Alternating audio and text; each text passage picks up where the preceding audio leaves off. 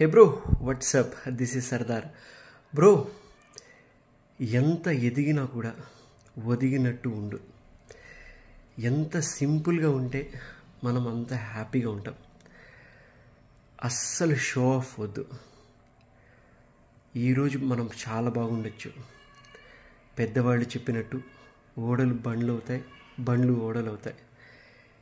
మన టైం ఇప్పుడు బాగా నడవాలి, ఎప్పుడు బాగా నడవాలి, అందరూ బాగుండాలి, అందరితో పాటు మనం కూడా ఉండాలి. కానీ ఇది మనిషి జీవితం.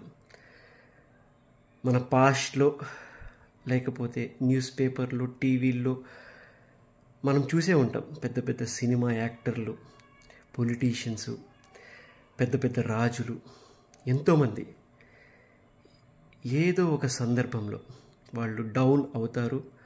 డౌన్ అయిన సందర్భాలు ఉన్నాయి.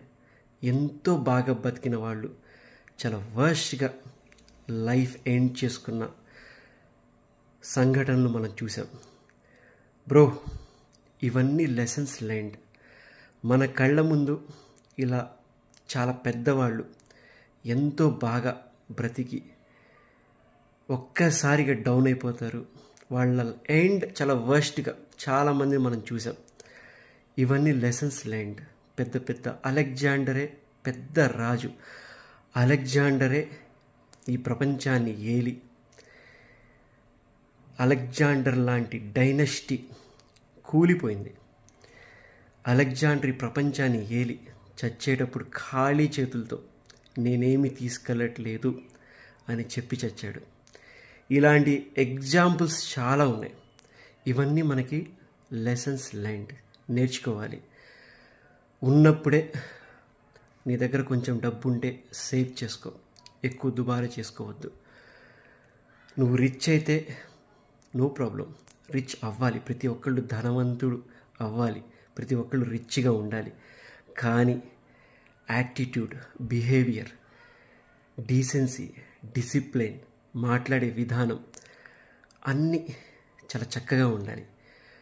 ఒదిగి ఉండాలి. క్రమశిక్షణతో డిసిప్లైన్డ్గా ఉండాలి. నలుగురితో మంచిగా ఉండాలి.